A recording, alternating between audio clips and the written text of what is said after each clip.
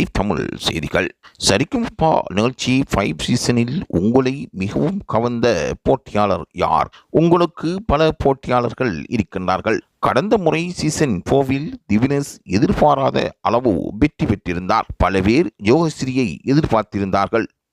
அந்த வகையில் மெல்லிசை குரல் என்று பேரும் பெற்று மக்களின் மனங்களில் நீங்காத இடம் பிடித்தவர் திவினேஷ். அந்த வகையில் இந்த முறை யார் வெற்றி வாகை சூடப்போகின்றார், வெற்றி மகுடத்தை வெற்றி கொள்ளப் போகின்றார் என்று பலரும் எதிர்பார்த்து கொண்டிருக்கின்றார்கள்.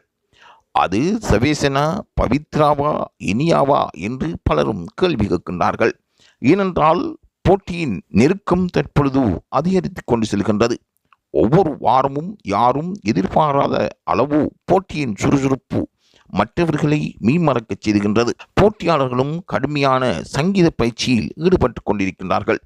யாரும் எதிர்பாராத பயிற்சியில் ஒவ்வொருவரும் தங்களுக்கு இருக்கின்ற திறமையை முழுமையாக பயன்படுத்தி தான் வெற்றியடைய வேண்டும் என்பதில் அவர்கள் ஆசையாக இருக்கின்றார்கள். ஆகவே இதிலிருந்து நடுவர்களும் ரசிகர்களும் யார் வெற்றி பெறுவார் என்று தங்கள் கருத்துக்களை கேட்டுக்கொண்டிருக்கின்றார்கள்.